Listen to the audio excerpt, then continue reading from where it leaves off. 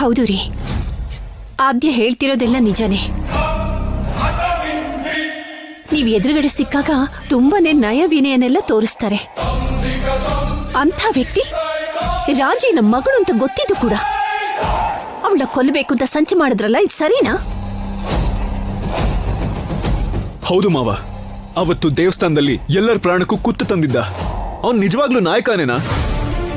ಪ್ರಾಣ ತೆಗೆಯೋನು ನಾಯಕ ಹೇಗಾಗ್ತಾನೆ? ಜನಕ್ಕೆ ನ್ಯಾಯ ಕೊಡ್ಸೋನು, ಜನಗಳ ಪ್ರಾಣನ ಕಾಪಾಡೋನೆ ತಾನೆ ನಾಯಕ. ಆದ್ಯ ಮಾಡಿದ್ದು ಕರೆಕ್ಟೇ ಮಾವ. ಅಣ್ಣನಿಗಷ್ಟು ಗೊತ್ತಾಗಲ್ವೇನೋ? ಅಣ್ಣನ್ ಮನ್ಸಲ್ಲಿ ಏನಿದ್ಯೋ ಏನೋ. ಇವಳು ಹೋಗಿ ಅಣ್ಣ ಎಲೆಕ್ಷನ್ ಅಲ್ಲಿ ನಿಂತ್ಕೋತಾರೆ ಅಂತ ಹೇಳ್ಬಿಟ್ರೆ ಆಗೋಯ್ತಾ? ಆ ವಿಷಯನ ಮೊದಲು ಅಣ್ಣನ ಹತ್ರ ಮಾತಾಡ್ಬೇಕಲ್ಲ. ಏನೇ ಆದ್ರೂ ಅಣ್ಣನಿಗೆ ಗೊತ್ತಿಲ್ಲದೆ ನೀನು ಮಾತು ಕೊಟ್ಟಿದ್ದು ತಪ್ಪೆ. ಹಾಗಾಗಿ ನೀನ್ ಮಾಡಿದ್ದು ಸರಿ ಇಲ್ಲ. ಆದ್ಯ ಜನಗಳಿಗೆ ಒಳ್ಳೇದಾಗ್ಬೇಕು ಅಂತ ಆಸೆ ಪಡ್ತಾ ಇದ್ದಾಳೆ. ನೀನ್ ಅದಕ್ಕೆ ಅಡ್ಡ ಬರ್ಬೇಡ ಪದ್ಮ. ನಾನಾಗಿದ್ರೆ ಇಷ್ಟೆಲ್ಲ ಆಗಕ್ ಬಿಡ್ತಾನೆ ಇರ್ಲಿಲ್ಲ. ನನ್ನ ಮೊಮ್ಮಗಳು ಯಾವಾಗ್ಲೂ ಒಳ್ಳೆ ಕೆಲ್ಸಾನೇ ಮಾಡೋದು. ದೊಡ್ಡಪ್ಪ, ಆ ಪ್ರಭಾಸ್ ಮತ್ತೆ ಎಮ್ಮೆಲ್ಲೆ ಇಬ್ರು ಸೇರ್ಕೊಂಡು ಜನರನ್ನ ಪೊಲ್ಯೂಟ್ ಮಾಡಿ ತಮ್ಮ ಕಡೆಗೆ ಇಳ್ಕೋಬೇಕು ಅಂತ ಪ್ರಯತ್ನ ಮಾಡ್ತಾ ಇದ್ದಾರೆ. ಅದನ್ನ ನಾವು ತಡಿಬೇಕು.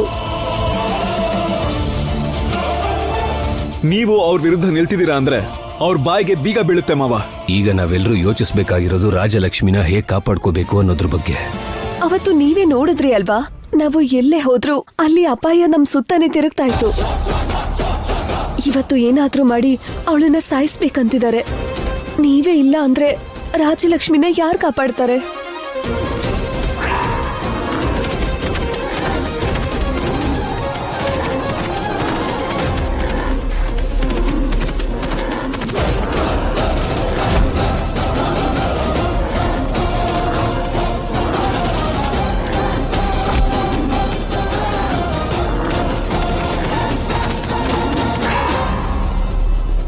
ಇದಕ್ಕೆಲ್ಲ ಕಾರಣ ಯಾರು?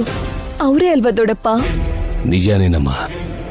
ಆದ್ರೆ ಅವನು ಪದವಿಲಿಲ್ಲ ಅಂದು ಮಾತ್ರಕ್ಕೆ ರಾಜಲಕ್ಷ್ಮಿಗೇನು ಅಪಾಯ ಇರಲ್ಲ ಅಂತ ಹೇಳ್ತಿದ್ಯಾ? ಅವನು ಹಿಂದೆ ಇರೋದು ಯಾರು ಅಂತ ನಾವು ತಿಳ್ಕೋಬೇಕಲ್ವಾ ಈಗ? ಹೌದು ಮಾವ, ಸಿಕ್ಕಿದ್ರೆ ಅವ್ರನ್ನ ಊರಿನ ನಟ್ಟ ನಡುವೆ ಚಾಟಿಲ್ ಹೊಡೆದು ಸಾಯಿಸ್ಬೇಕು. ನಾನು MLA ಆಗಿ ಗೆದ್ದಿದ ತಕ್ಷಣ ಅವ್ರ ಕೈನ ಕಟ್ಟಾಕಕ್ಕಾಗಲ್ವಲ್ಲ. ಆದ್ರೆ ಅವ್ರಿಗೆ ನೀವಿದೀರಾ ಅನ್ನೋ ಭಯ ಇರುತ್ತೆ ಅಲ್ವಾ ದೊಡ್ಡಪ್ಪ?